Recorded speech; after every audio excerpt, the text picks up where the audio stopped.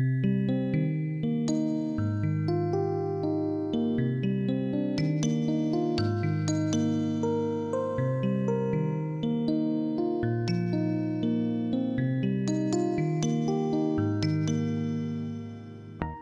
Anthony Wright, and I'm your host today on Attunement. And my guest today is Hathaway Barry. Welcome, Hathaway. Thank you. And you have written an extraordinary book that is called Boy, A Woman Listening to Men and Boys. So, how did you come to write this book? Well, I was curious. I thought it was really inspired by a very painful romantic experience, which was just a straw on the camel. And I realized, oh my gosh, there's so much that I don't know. What is it to be a man? You know, what does it feel like? And what happens to boys growing up? That really alive quality, that joyful sense. I really wanted to know. So I went around and asked a lot of boys and men. It was 80, wasn't it? More than 80, More yeah. than 80. And then I had about, several dozen mini interviews. I basically was obsessed. Everywhere I was. Everywhere I go, I would just ask people on the bus or on the plane or in the waiting room or wherever it was. I just wanted to know. And I wanted to ask in a way that I might hear their more honest stories. So that was a lot of to get to, well, what's behind the behavior that was so confounding to me overall my whole lifetime in a way. Right. And it was a good adventure. Yes. Well, 80 men, and you write in your book, everywhere you go now, you see men differently. I do, because listening, paying attention to anything that much and that consistently. And how long did this take you? Oh my goodness. Well, I think I interviewed you in 2008, right. So that was the beginning of, I started asking questions, but I didn't have, by the time I interviewed you, was I talking about a book? Or yes. Just, I was? Yes, you were. Oh, okay. Because and initially... you had your recorder, okay. But you didn't know how you were going to get it onto the page. Right. I just found out going along. And right. I didn't know, initially, some guys were staying over, and one was in his 40s and one was in his 20s. And we stayed up late talking. And I started asking the questions that I would have liked to have asked this disappearing fellow. And they were so interested, and we had such a good time. And they said the next morning, we should do more of this. They wanted to do more. So it got me kind of inspired, and I thought, so that would be in February of that same year. Of 2008. And so I didn't know then, and I just started asking. It was a complete inquiry, just an act of trust. I just was going to find out, like, things I really wanted to know. And so I didn't record the original interviews because I didn't think of myself that way. Oh, okay. And I was scribbling on a pad, and I started to have some questions, and then the questions grew and changed over time, and women added things that they wanted me to ask, and sometimes I would notice some recurring theme or a topic that would come up with guys, and so I would add that. Because it seemed to be so prevalent, and it didn't seem like they were aware that it was so prevalent. The men you were talking to. The men, right. Correct. Right. Well, and there's a couple of things I want to mention right away, and that is the cover of this book, and we'll have a picture come up. Whose photograph is that? I love this cover. It's extraordinary. It is just extraordinary, and it was. It's a photographer named Wynn Bullock, who was a contemporary of Ansel Adams and Edward Weston and those guys. He lived down in Carmel, Monterey area, and I somehow saw that picture decades ago, and I fell in love with it. And I found online you could get a poster. So I framed it, and it's been hanging in my house for decades. Yes, we're in your house Yes, doing this and interview. and there it is, right over there. Thankful for your inviting me to come and do this interview with you here. And anyway, so I tracked down his daughter, who is the executor of his estate. Okay. And went to meet her, and we had such a good time. And so I learned a lot more of the backstory of the photograph. Anyway, from the outset, when I realized, oh my goodness, I should put this some kind of book form because I had so many interviews, that's the only cover I could imagine. Yes, well, and I wanted to comment for those of us who will now get your book. As a result of this interview, there are really wonderful photographs throughout the book. The next thing that I wanted to talk about was that you were listening, you write in your book, you were listening without an agenda. Yeah. Other than maybe wanting to understand men, is what you said earlier. Yeah, and so it was really out of great love and great pain that I was listening, and I think of myself as a pretty good listener, but I realized, oh, maybe I have to listen more deeply. Yeah. And so I started to, I learned a lot in the process of listening more deeply. And I could watch, because, oh, this is important. Before I interviewed anybody, I sent a little blurb to each man who agreed to be interviewed, saying my commitment was to listen with no blame or judgment. And that was really a commitment to myself. Okay. So it was a practice that I got better at.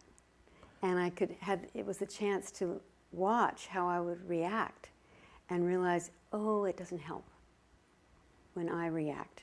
Then, if you see what I'm saying? Yes. That it just adds, something changes in the air. But if I'm just listening, then there's a chance to be whoever they are. Well, and I found that to be quite remarkable, and you and I had talked quite a bit actually before we are doing this interview. And one of the things that really continues to impress me is how open you were in your listening, so that the replies that you got, whether it's a quote, because you have quotes and you have extended stories, that people were really speaking from the heart. They were. That's what was so moving to me. I mean, I loved And it's interviewing. unusual, I would Really? say.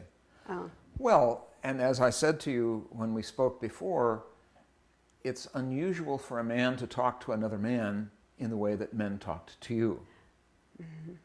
I believe that men feel that, and this is my own opinion, that we have to be less guarded when we're talking to a woman than talking to another man, because we don't have that experience of intimate conversation unless it's someone, for example, like I can talk with my son intimately, or someone who I've known for 30 years. Right. And sometimes not even then, but... Well, I'm very aware that that's a privilege that women have, that we are able to talk to each other. Right. And there's a lot of privileges we don't have in this culture, but that is definitely a saving grace. And I also, the privilege I had listening with these men was I wasn't any role. I wasn't anything in particular. Right. You know, I'm not a psychologist. I'm not a trained interviewer. I'm not a sociologist or an anthropologist or a journalist even. I'm really nobody. And in the sense of I didn't have that particular training to be looking through. I really wanted to learn. And I also I wasn't a wife, their wife. I wasn't their partner. I wasn't their boss. I wasn't their colleague. I wasn't anything, really, except another human being who happened to be female. Right. Well, I want to say also that I believe that your training as a mediator, though, Yes. helped with the listening. Oh, definitely. Because I've had training as a mediator also, Yeah. and we're trained to listen. It's part of the thing, and I think that really went a long way. I want to also speak about what you wrote about in the beginning part of the book, that you didn't know what to do with all the stories that you had been told, so you decided to go to the desert. Yeah. Now, talk to us about that experience, and why did you go to the desert? Well, I often have that feeling. I feel overwhelmed, and I think, oh, I just want some space. And in that, all that space and quiet, I can be still, and the flurry of thoughts and worry kind of quiets, and I can hear more clearly. Right. So the first thing that came to my attention was you wanted to know, what is the joy of being a boy? Yes, I thought that would be a good place to start. It Yes. wasn't my first question, but when I know, when I we'll arranged, talk about that. Right. So yeah, because I have a son and a daughter, and you know when they come out that there's that aliveness, that incredible joy, and I became aware that seems to diminish as they begin to enter the culture, and in particular the male culture. The joy was diminishing. Because you wrote, well, who is this boy? That was your son. Yeah, And I was very curious. I love following him around. I find him still endlessly fascinating, and I'm curious about what is the difference. I shouldn't probably say this on this interview, but I would say as he got older and I realized, oh my God, he's a boy. He has to navigate this world. You go out and tell me what you find out, like a scout, and tell me, come tell me, Yeah. And so he would sort of have this camaraderie over. He was going out to see what's this like. Right. And then, of course, he just joined that in his own beautiful Right. way. Well, and you write, the joy of being a boy is not knowing. It is, don't you think? Oh, I completely agree. Yeah. And yet I think it's one of the things that, and I've done some study in complexity science, as I mentioned to you, that's one of the things that brings wisdom, is if one can be in a place of not knowing what we can't know, and trusting that we will be able to respond appropriately. But many people feel as if they have to pretend that they know. Yeah, Right. and I think especially guys, Yeah. because it seems to be part of the male, I was never told to woman up, for instance. I mean, really, it's a big deal. There's a way. I became heightenedly aware of what is required of these young boys with all this joy when they're entering this concept of, quote, being a man. Yeah. I didn't have that extra. Right. I mean, there are things that you have to do being a woman, but it seems to happen more organically, like your body goes through these changes and you have that more grace chance, in my experience. I've never been a man.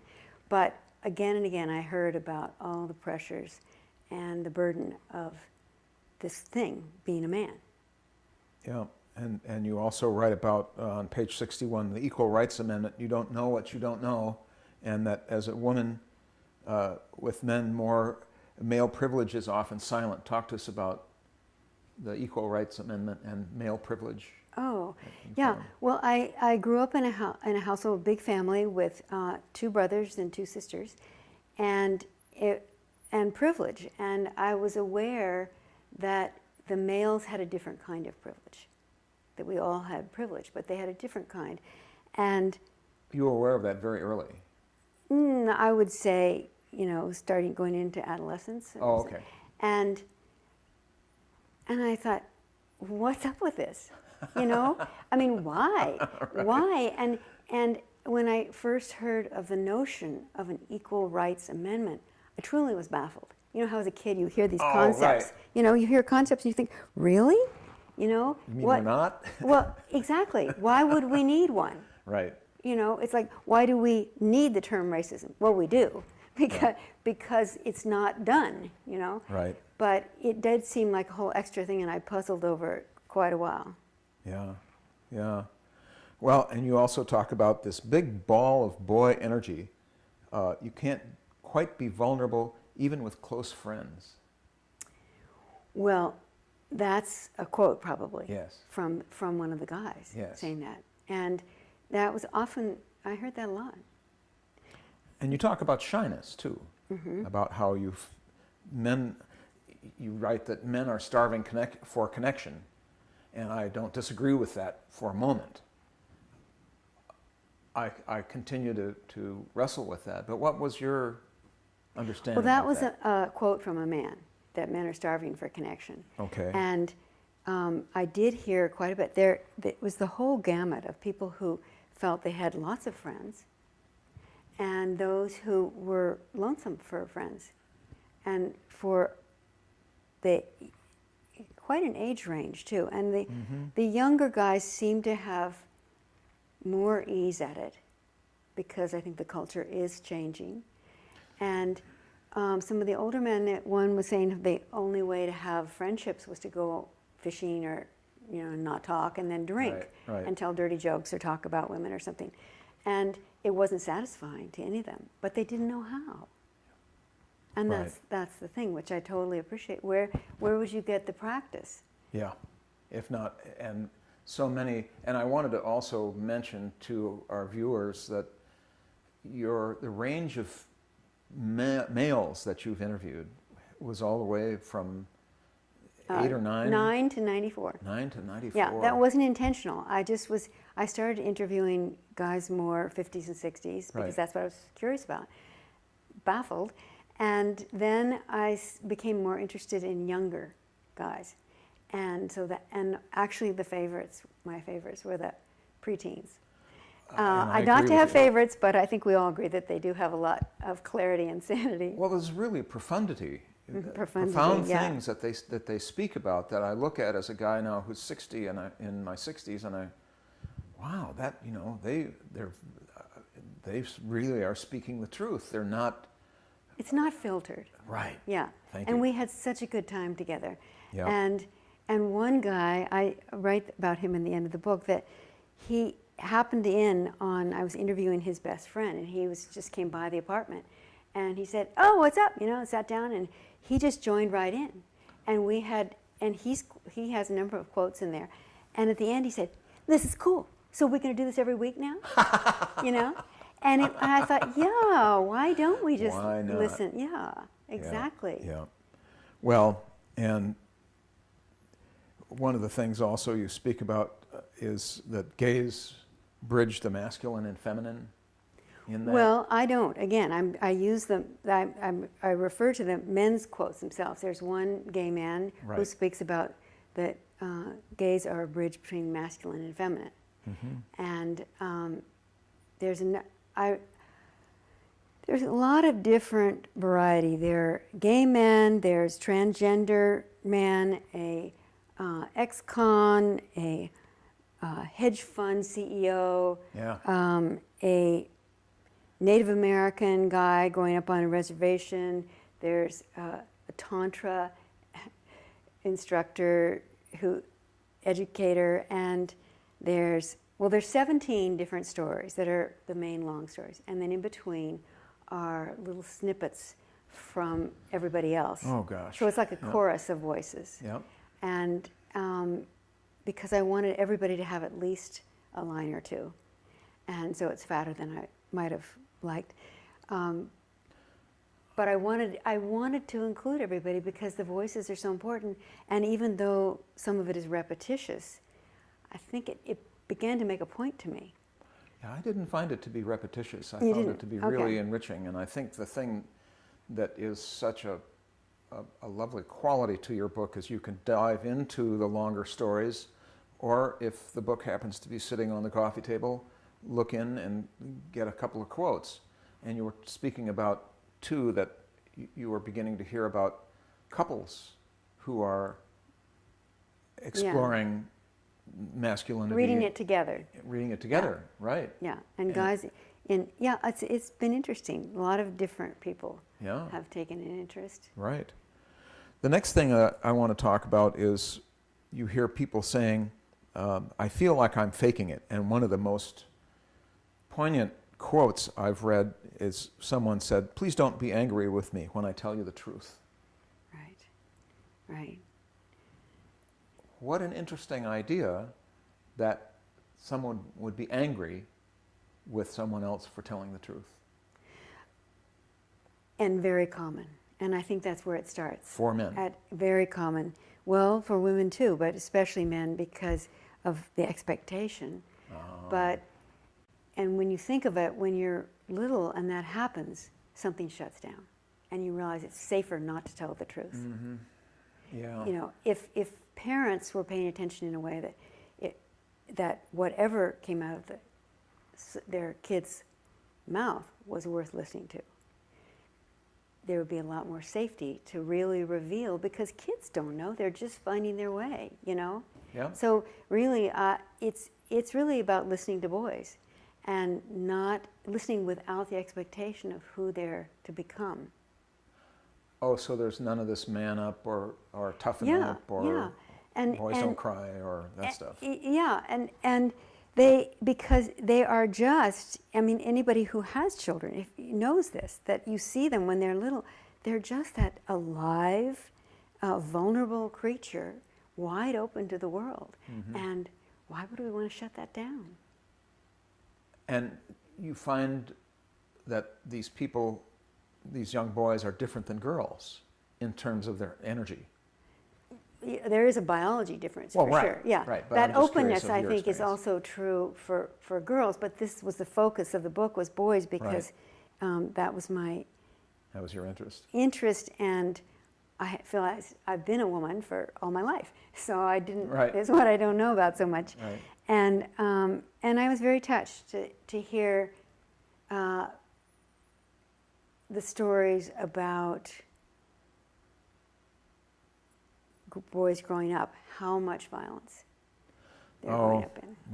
Right, and we'll come to that. Yeah. Next I want to talk about, you write, if men are going to change, women will have to allow it. And it's a real challenge for a woman to get clear what it is they really want in a man. Yeah, and again, those are quotes from the men. Right. And that's part of my learning, was realizing the degree to which, as a woman, I'm complicit in this whole system that isn't benefiting either. If I carry on the expectations that the culture has for how a man should be, and I have those. Oh, unconsciously. Unconsciously, right, yeah. Right. Well, you know, as a lot of guys said to me, yeah, all these things I'm supposed to, I should read you that list. It's very funny that this one guy was talking about, I'm supposed to know how to deal with the snake. Right. Remember the snake in the garage, and I'm supposed to be able to fix the washing machine, and I'm supposed to know how to with a parking place in the city, and that the car will be okay, and program the computer. Everything. You know, you're supposed to know all these things, and why? You know, so I realized I'm complicit in that. Well, and we become, as men, speaking for myself, habituated about fixing stuff. Mm-hmm. Mm-hmm. I want to connect with you, so I'll fix stuff. Mm-hmm. I remember hearing a story that a woman told, and that she was so frustrated because all her father could ask when she came to visit him was if he could change the oil in her car. Right? Right. And someone said to her, well, maybe that's the only way that he can say he loves you. Exactly. And she was just dumbstruck. Right. And that's what I appreciate, that all those things are expressions of love, and that knowing how to express love isn't something that traditionally has been given a lot of room in in grade school, for instance. Right. That's not, and if the image of me is, for a boy, is I'm supposed to be tough and strong and be on top and dominate. Right. That's what makes it hard to be loving. Right. Well, and that I'm the one that's supposed to fix things. Right. So it brought me to my own question for you. What do women find most attractive in a man? Is it confidence? Because I know, particularly in these days of women wanting to do take care of themselves. Right. Women don't always want stuff fixed. They can fix it for themselves. Right. But what is it that women find attractive in a man. I couldn't presume to talk for women. But I mean, but I know for myself, it's some sense of comfortableness with themselves. more than confidence. And yeah, because confidence is sometimes a kind of bravado. Well, You know, right, and right. comfortable means that Yeah. whatever comes through is okay. There's room for it, because if they're comfortable with themselves, they're more apt to be comfortable with me. And if they know their own joy, that's a great freedom. Yes, yes. So next, we come to the topic of violence, and this is in your chapter 2. And your question was, if you could have the imagination and a way to express whatever you need to express, would you need to be violent? Yeah. And so many men have participated and experienced violence both as recipients and perpetrators. And there's this boys will be boys and violence normalized and winning is everything. You write 1 in 6 boys will be sexually abused. That was stunning to me. Yes, it was stunning to me, and it's actually probably not true. It's probably more, because that's just reported. Oh, gosh. So, you know, and that's where something like, because now sexual abuse in women is talked about. Right. And there There's are a lot more places to permission go. for that, yeah. And so that became something that I felt should be named more and brought out, so that it doesn't become a stigma. And it's us. Everybody's suffering. Right. And then there's a sense of we're in it together and not making somebody wrong. Right. But you can imagine it's the opposite of all the expectations, traditional expectations of being a man. Because in order to heal, you have to be vulnerable, you have to share your pain, you have to ask for help. Yeah.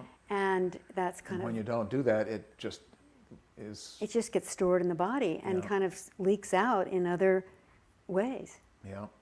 Yeah. It doesn't go away. It was itself. stunning to read that one of the men that you spoke with that was counseling people on death row was that 100% of the people on death row had been sexually abused. Of the ones he had talked to. Yeah. I don't know. Yeah. He could make that claim, but yes, absolutely. And it was very moving because he himself had been sexually abused, and he had been working with one guy in particular, and then there was a film made, and in it there's a scene where he is talking through the glass, and the inmate who's going to be executed puts his hand up on the glass partition between the, whatever it is, plexiglass, and then this man also puts his hand matching, and they can't touch each other. Right. But because he has just shared about his own abuse, and suddenly it isn't you, the black guy on death row, that it's me, it's all of us. Right, right. We have to take a short break. Okay. I'm Anthony Wright, and I'm your host today on Attunement, and my guest is Hathaway Barry. And Hathaway has written a book called Boy, Women Listening to Men and Boys. And how can people contact you, Hathaway? How can they get the book? Yes. The book is at Point Reyes Books. Yes. And it's also, there's a website on the back of the book, listeningtomen.com, and it's also available on Amazon. Great. Well, thanks for letting us know, and stay tuned. We'll be right back.